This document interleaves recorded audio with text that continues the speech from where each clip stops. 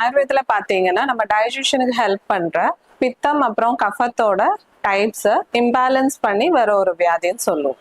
இதுக்கு முக்கியமான காரணங்கள் என்னன்னு பாத்தீங்கன்னா நம்ம ரெண்டு விதமா பிரிப்போம் இந்த ஃபேட்டி லிவரை. நான் ஆல்கஹாலிக் ஃபேட்டி லிவர் டிசீஸ் அப்புறம் ஆல்கஹாலிக் ஃபேட்டி லிவர் டிசீஸ் அப்படின்னு சொல்லுவோம். ஆல்கஹாலிக் ஃபேட்டி லிவர் டிசீஸ் நம்ம ஆல்கஹால் எடுக்கிறதுனால நம்மளோட கெட்ட பழக்கங்கள் ஸ்மோக்கிங் அந்த மாதிரி இருக்கும்போது வர்றதுதான் ஆல்கஹாலிக் ஃபேட்டி லிவர். நான் ஆல்கஹாலிக்ங்கிறது மெட்டபாலிக் சம்பந்தமானது. நம்ம நிறைய அதுக்கு பாசிட்டிவ் ஃபேக்டர்ஸ் என்னன்னு பாத்தீங்கன்னா நமக்கு ஓவர் வெயிட் ஒபிசிட்டி, எஸ்பெஷலி நம்மளோட வயிறு பகுதியில ரொம்ப ஃபேட் டெபாசிட் ஆகுறது, நம்மளோட அன்ஹெல்தி ஃபுட் ஹேபிட்ஸ், நம்ம வெளியில இருந்து ரொம்ப ஜங்க் ஃபுட்ஸ் ஆயிலி ஃபேட் அதிகமான உணவுகள் எடுக்கிறது, ரொம்ப ஃப்ரைட் ஐட்டம்ஸ் எடுக்கிறது, அதே மாதிரி பாத்தீங்கன்னா இந்த மைதா பொருட்கள் பரோட்டா பிரெட் ஐட்டம்ஸ் அதெல்லாமே நம்ம நிறைய எடுத்துக்கிறது ஒரு காரணமா இருக்கும்.